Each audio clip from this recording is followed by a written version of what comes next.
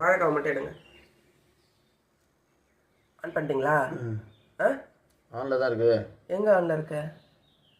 On பண்ணும்போது இன்னைக்கு நான் வாழைக்காய் சிப்ஸ் செய்ய போகிறேன். அதுக்காக நான் வாழைக்காய் ஒரு 10 வாழைக்காய் எடுத்திருக்கேன். அந்த வாழைக்காவை பொடியாக சீவி எடுத்துக்க போகிறேன். முதல்ல வாழைக்காய் சிப்ஸுக்கு பொடியாக அரிஞ்சு வச்சுருக்கேன் வாழைக்காவை. அதில் இப்போ நம்ம முன்னாடியே ஒரு 1/2 hour உப்பும் மஞ்சத்தூளும் போட்டு ஊற வைக்கணும். 1/2 மணி நேரம் ஊற வைக்கும்போது என்ன ஆகுனா உப்பு இந்த மாதிரி நல்லா உடச்சி விட்டு அந்த உப்பு கல் உப்பு போட்டோம்ல அது கரையிற மாதிரி நல்லா செலவி ஊற வச்சு ஒரு 1/2 மணி நேரம் அப்படியே விட்டுடுங்க.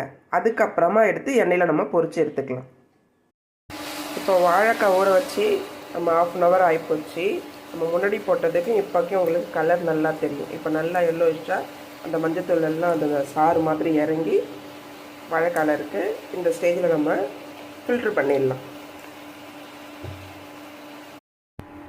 வாழைக்காயை நல்லா செலவி அலசி தண்ணி வடிகிறதுக்காக நான் அந்த சாரணையில் வச்சுருக்கேன். தண்ணி ஃபுல்லாக வடிஞ்சிடும் கொஞ்ச நேரத்துலேயே. அதுக்கப்புறமா நம்ம எடுத்து எண்ணெயில் பொரித்து எடுத்துக்கலாம். இப்போ எண்ணெய் காஞ்சி போச்சு. அதில் நம்ம ஒன்று காஞ்சிடுச்சா இல்லையான்னு செக் பண்ணுறதுக்கு ஒரு பீஸ் போட்டு பாருங்கள். நல்லாவே காஞ்சிருச்சு. அதனால் இந்த ஸ்டேஜில் நம்ம வாழைக்காய் பண்ணலாம். இதுக்கு மோஸ்ட்லி நீங்கள் பெரிய வானலாம் எடுத்து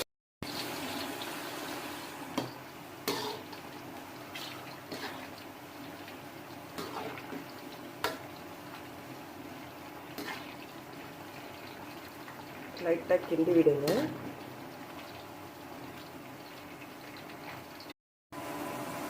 இப்போ சிப்ஸ் நல்லா பொரிஞ்சிடுது. உங்களுக்கே தெரியுது, சவுண்டு கேட்கும் பாருங்கள். இந்த சவுண்டு வந்ததுன்னா பொரிஞ்சிடுச்சுன்னு அர்த்தம். நல்லா இப்போ இந்த ஸ்டேஜில் நம்ம இதை அள்ளி எடுத்துடலாம். அடுத்த பேட்ச் போட்டிருக்கேன், அது பொரிஞ்சிட்ருக்கு. சும்மா போட்டு கொஞ்ச நேரத்துக்கு அப்புறமா லைட்டாக உடச்சி கிடையாது, லைட்டாக கிண்டி விடுங்க, அவ்வளோதான்.